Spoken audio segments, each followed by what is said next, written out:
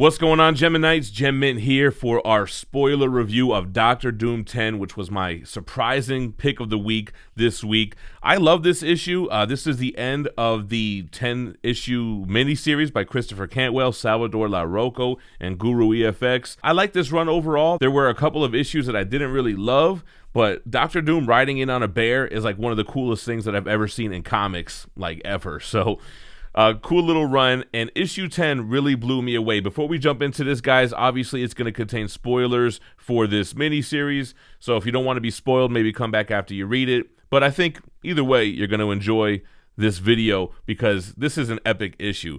Hit the subscribe button if you haven't already. We are on our road to 110,000 subscribers, so we're giving away a Batman The Killing Joke CGC 9.8 once we hit the milestone. Stay tuned to the end of the video. I'll tell you what you got to do to enter. Worldwide, any age, doesn't matter. And let's jump into this. So right off the top, I do not like the cover art on this. I think Doom looks a little bit weird, so not really digging the cover, but it's funny. He is kind of being paraded through Latveria, and you can kind of see destruction behind him, but the future looks bright. I guess that's kind of like what they're trying to convey here.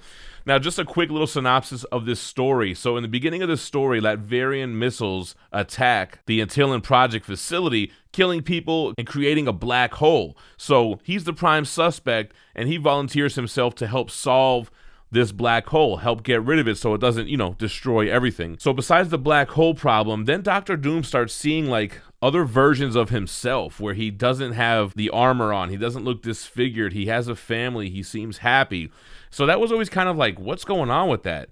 We find out here, and we get a conclusion to the black hole. So it wasn't really a black hole, it was a wormhole, and it was showing him an alternate reality, and that's where he wakes up in this issue. So he meets the version of himself that he's been having visions of, and he takes him to show him what he's been working on in his version of Doomstat. He pretty much explains to him that he's got to let go of his want to rule, and he's got to make amends with himself, and he's got to make amends with Reed Richards. He brings him to his house, which Dr. Doom is shocked to see it's not a castle in Latveria, it's just like a regular home. But Victor Von Doom in this reality looks super happy. He's got his wife there, the kids run in, Father, Papa, and come in and hug him, and Dr. Doom, sheds a little tear, man. He's kind of like, man, this is really nice.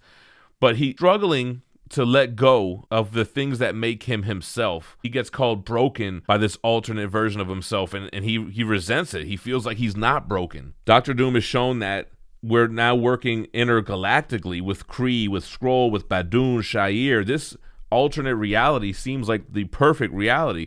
And he even shows him that he has all of these like weapons of mass destruction, these relics that any one of them can destroy the entire universe. You got the Tesseract, you got the Gem of Cyttorak, you got the Ultimate Nullifier, the Infinity Gems, the 10 Rings of the Mandarin. And right away when I'm reading this, I'm like, man, don't show him that stuff. Like, I don't think he has the discipline to not want to just smash that case, grab something, and just rule everything. And that's exactly what he does. So throughout this whole series, you kind of think that there's going to be some kind of redemption for Doom, and especially in the beginning of this issue, you think he's going to see, like, It's a Wonderful Life, Scrooge style, like, this is what your life could have been. But no, he blasts this version of himself in the face with his repulsor glove, killing this version of himself, smashes the case, grabs the Ultimate Nullifier, and he proceeds to destroy this entire reality. This is an amazing double-page spread too, man. I love the colors on this, the destroying planets. That looks awesome. And it was like, I was surprised, but then I wasn't surprised. Like, okay, this is more like what Doom would really do. He wasn't going to turn into this squeaky clean hero savior of humanity version of himself that he's seen. He killed the entire reality. So insane. So he does go back to his own reality. He sits on his throne, and he gets a little visit by Kang the Conqueror, who's like, I see you're sitting on your throne. I trust you're in good spirits. And Dr. Doom just solidifies, there is no good in me, Kang. There never was, and there never shall be. Explaining why he did what he did. He's always going to be a villain. There's no redemption for Doom. He's never going to be the good guy. Get that ish out of here. This is Dr. Doom. So I thought this was An amazing issue, incredibly surprising. I liked how it tied up those questions that I had from those other issues. What's the deal with the black hole? What's the deal with these visions? It all gets answered here, and a surprise ending that I really, really enjoyed. Let me know what you guys think about Doctor Doom issue 10 and the miniseries in the comments below.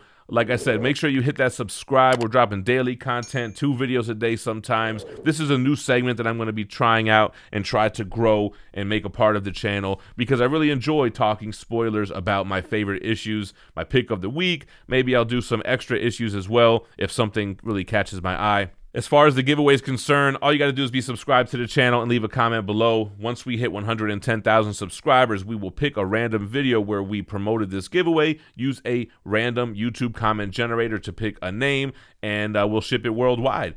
Also, we are more than halfway through with our first ever exclusive variant comic with Dynamite. Our Vampirella 16 cover by Ken Haser has reached 118 backers, $8,500. We are going to unlock our first perk when we hit the stretch goal of $10,000, which is a limited edition trading card. Everybody who backs the project will get one if we can hit 10K.